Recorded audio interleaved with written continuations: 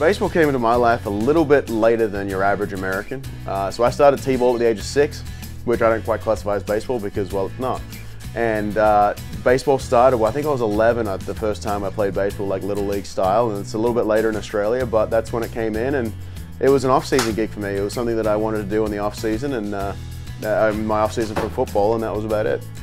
Growing up in Australia was great. I lived on a cul-de-sac, so we had kids on our street where you'd get on your bike, you'd go rollerblading. The thing I love about Australians, especially with sports, is it's all the different clubs.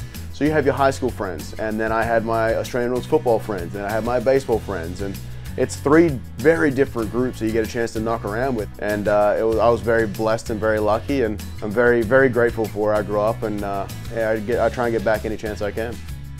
So the reason I went number 31 is I was the 31st ever Australian to play in the big leagues. We've had 37 currently, and I was 31 back in 2011. So it's been, only had 6 in the last 14 years, which I think is something that we need to change. We've got Travis Bazzana, who's a 1-1 pick in the MLB draft. We've got a young guy called Curtis Mead with the Rays, who's about to probably take over a lot from some of our older guys. Like we've got Dave Nielsen is the only Australian that has had 400 at-bats in a career since the 90s.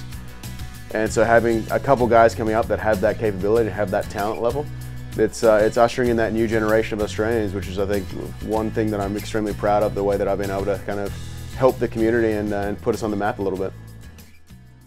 Boston and my personality, they kind of really mesh well. The loud, aggressive, generally potty mouth, which is great, and it just kind of fits my overall vibe, and I can't wait to get out there and represent this city.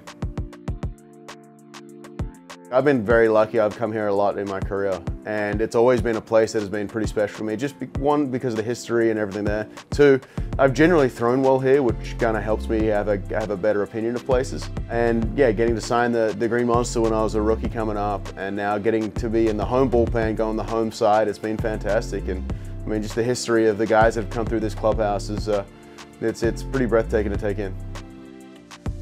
The thing I'm most looking forward to in my Red Sox debut is just the fan base. They're loud, they're abrasive, it's a great environment to be a part of. And I can't wait to be on the other side of the ball where I'm not getting booed and yelled at, and, well, we don't know that yet, but hopefully getting cheered and supported. It's something I'm really, really looking forward to. Enter Australia's loudest and hardest throwing, number 31. For those who haven't seen me pitch, I get rather intense on the mound. Strike 3. Good night.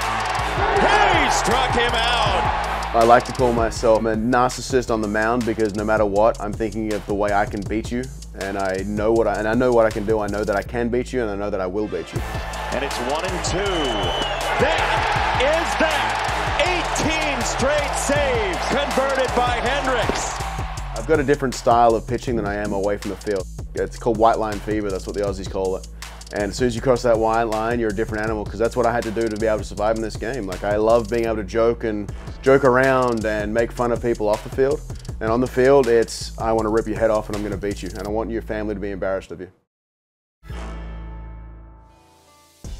I've been through the ups and turns. I've been DFA'd 5 times. I've spent time in AAA after having 4 years of service time. I've gone through the ringer in my career, and I think everything just has built to the moment that I'm in. Everything's built. My character, my perseverance, everything has gone through that to get to me where I am, because I don't think I'd be where I'm at now or hit the highs that I've been able to hit without those super lows. And it helps you get your head on right and helps you really kind of understand how grateful and how gracious you need to be able to play this game, and how lucky we are to be able to do this for a living. Favorite thing I've got to do since I've been here this time? To be honest, it's been what we're able to do in the community. Hendriks Heroes is our kind of philanthropic side of things that my wife and I do. And we've been meeting with current or former cancer patients that have gone through that, just talking about side effects and everything like that, whether it be young adult, whether it be adult, whether it be childhood. We've had a bunch of people being able to come out. We've also done a lot of work as far as animal rescue and first responders, and we're doing some hospital work now as well. It's just any chance we can to give back. It's something that we're passionate about. I know we want to do something with the veterans. My wife's the ambassador for the Run to Home base. I mean, we've been given a platform. You may as well use it for good, and we want to be doing a lot of things. We've worked pretty heavily with the LGBTQ community, and that's something that we're both passionate about, making sure that equality reigns supreme. I don't think I could ever put into words what Chrissy has meant to me and our family. On the field, she's always the first person to kind of pick me up when I'm feeling down or having a rough couple of outings or anything like that, but she's also the first person to knock me down a peg or two when I'm getting a little complacent, getting a little too big-headed. And I think that's what you need in your life. You need someone telling you to stop it or to pick you up and make you remind yourself of how good you can be. And also remind yourself of how bad you've been in the past so you don't get too big of a head and you don't get complacent. But it's incredible just what a strong person standing right next to you at every single facet of your life can do. The Red Sox in my eyes were always that synonymous power group. They hit home runs, they did damage, and yeah, from the way we've been playing, it's a very athletic group. I think we haven't led the league in stolen bases since the 30s, I think is what I last read. Now being able to kind of take that extra base here and there, it's a nightmare on pitches from being on the other side of it. It's a young group and it's going to be a group that's going to stick around for a while.